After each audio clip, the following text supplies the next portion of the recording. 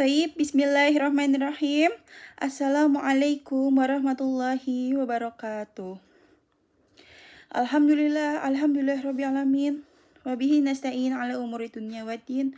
Wassalatu wassalamu ala asrafil anbiya'i wal mursalin wa ala alihi wa sahbihi ajma'in amma ba'du.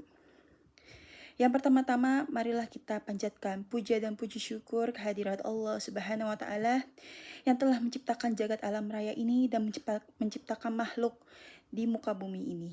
Salam, marilah kita panjatkan kepada baginda Nabi Muhammad SAW yang telah membawa kita dari zaman kegelapan menuju zaman terang benderang hingga saat ini.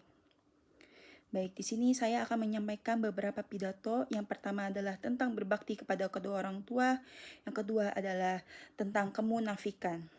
Oke, yang pertama saya akan menyampaikan tentang berbakti kepada kedua orang tua. Di suatu surat Al-Isra ayat 23 berbunyi, A'udzubillahi minasyaitonirrajim. Bismillahirrahmanirrahim. Wala taqul lahuma uffin wala tanharhuma. Laqul lahuma qaulan jamilan.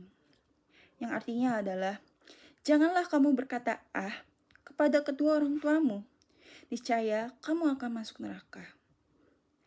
Apa maksud dari dalil tersebut? Dalil tersebut menjelaskan tentang ketika orang tua memberikan kita perintah, memberikan kita wewenang, memberikan kita kewajiban, maka kita harus memenuhinya, kita harus menurutinya dan mentaatinya. Karena kenapa? Berkat orang tua lah kita ada di dunia ini. Berkat ibu yang melahirkan kita di dalam kandungannya selama 9 bulan.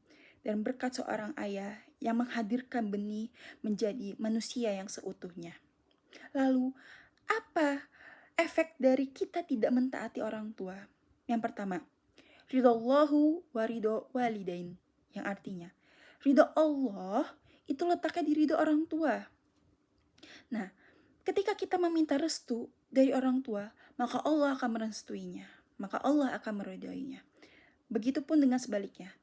Ketika kita tidak meminta restu, tidak meminta ridho dari orang tua, maka Allah tidak memberikan ridho dan restunya.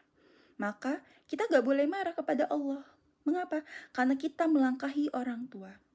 Orang tua adalah suatu hal yang harus kita patuhi, kita taati, dan kita turuti. Kenapa? Karena balik lagi, orang tua adalah komponen dalam kehidupan kita. Oke, jadi seperti itu. Yang kedua, saya akan menjelaskan tentang kemunafikan. Al-munafikun salasah. Iza haddasa kazaba, wa iza wa'ada wa ahalafa, wa iza tumina khana.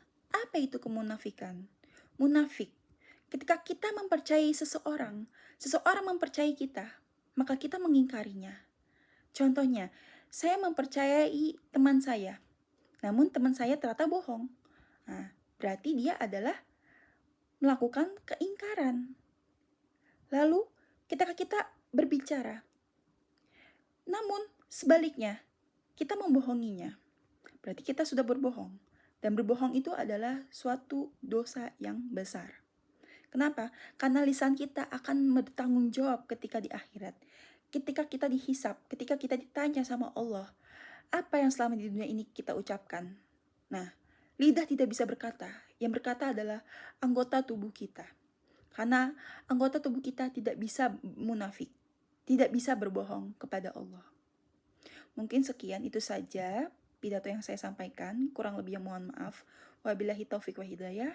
Wassalamualaikum warahmatullahi wabarakatuh.